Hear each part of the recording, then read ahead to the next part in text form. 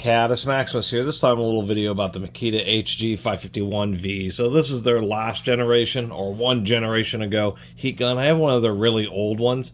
And heat guns in general from power tool manufacturers are actually a pretty high markup item. I think even like a good price on Amazon is still going to set you back $100. These are decent heat guns, but still pretty expensive for something that just... It's not even a hair dryer motor. It's just like a real basic 50-watt motor in there, and a heating element. This one happens to be transistor temperature controlled, meaning instead of mechanical being like known as a bimetal switch, which on those, like old school thermostats, when you twist the dial, it's actually pushing a tang of this bimetal switch. When that switch heats up, it starts to move and will break a connection. So it just happens to switch on and off at a really slow cycle. So it's kind of on a heat gun, when you want a more consistent temperature, mechanical ones can have temperature swings of 100, 150 degrees as that metallic switch heats up and cools off. So what Makita does is they do, and all good, the Milwaukees, etc., use actual temperature sensor and a little transistor that runs a little higher frequency. So when you set it to 5, it's running at a 50% duty cycle. And you're kind of stuck getting an idea. It would be nice if they had some temperature increments rather than just a 1 through 10. Especially for one of these things, it's like $100 or more. Once again, 150 to 200 for like the Milwaukees or the Makita that actually has a digital readout, which is really not necessary. I guess you could use one of those infrared, non-contact heat guns to check it, but that's not really the big deal. What these are is they're kind of like quote-unquote industrial hair dryers. Many times you can absolutely just use a hair dryer. The deal with these is, once again, that 1,000 degrees. These are supposed to get hot enough to actually sweat pipes.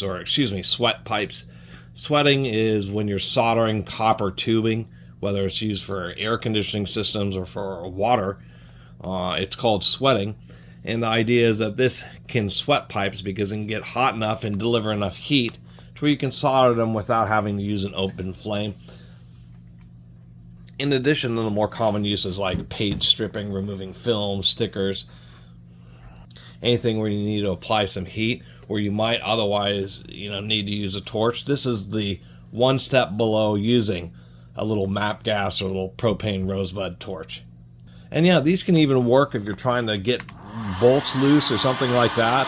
I mean, these send out a lot of heat, especially on high. And if you can get pretty close to the fastener, you'll get that fastener to be several hundred degrees. Pretty easy, probably in just a minute or two. One thing about this little design they have here, and I'll give Makita a little bit of credit, they're advertising 8 CFM in low and 16 CFM in high, is it actually maintains a pretty good column of air. I could probably, there we go. So I have it on the table way down here, and you can actually see that it does pretty well about actually maintaining a pretty tight, and this thing, look, there we go, already gets at 100 degrees, probably 8 inches away from the nozzle there, which really isn't bad delivery at all. That's a nice pattern.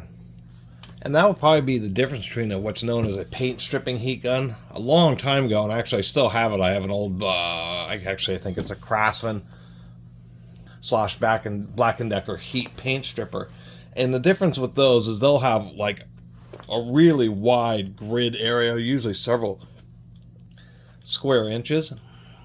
And they usually only get up to about 600 or 650 degrees, but they put out just a lot of heat over just over a wider area so that you can remove things like paint.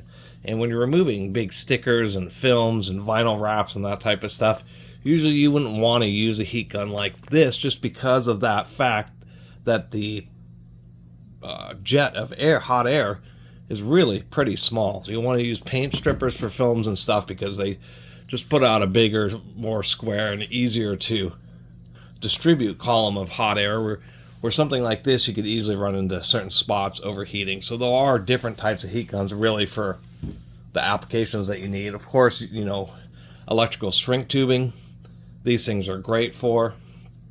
And just a lot of automotive and general uses. Actually, a surprising amount of automotive uses.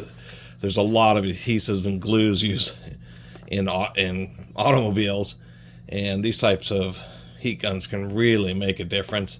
You have a headliner that's falling down, that's the secret. You use a heat gun, heat it up, and then use some kind of soft roller or claw or, you know, a pool noodle, some kind of foam roller like that, and you can just re-roll and reattach the headliner. It's there's quite a bit of tricks, and of course all these will have the ability to set them up on end, and that serves two purposes. Prevents the tip from coming into contact with stuff and burning it.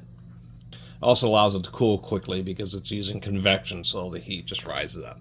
Anyway, that's the Makita, just one generation previous heat gun.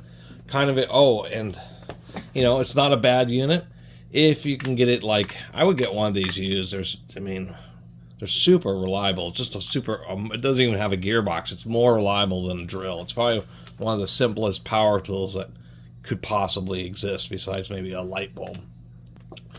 And Makita, what is annoying for the fact that it is $100 is if we look down in there, those are security Torx. Those are known as pin and socket Torx, which is totally insane. And actually, you need special bits because that is a security Torx, but that is down a really deep hole. So a lot of like sockets and even security Allen wrenches won't reach down there. You need special long reach bits, security bit sets. You know, you can't get those at Harbor Freight.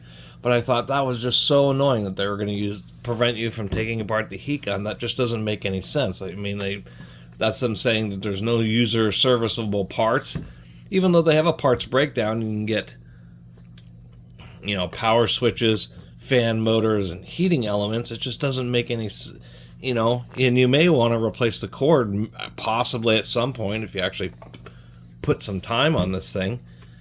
And the fact that they use security fasteners just totally puzzles me. As a matter of fact, it is the first general Makita power tool, corded or cordless. I mean, sometimes on the cordless batteries there's security fasteners, but just on a corded heat gun, it just doesn't make any sense that they have that tamper-resistant kind of deal. And that is a big deal, especially when you offer a parts breakdown. It just doesn't make any sense. Anyway, thanks for watching.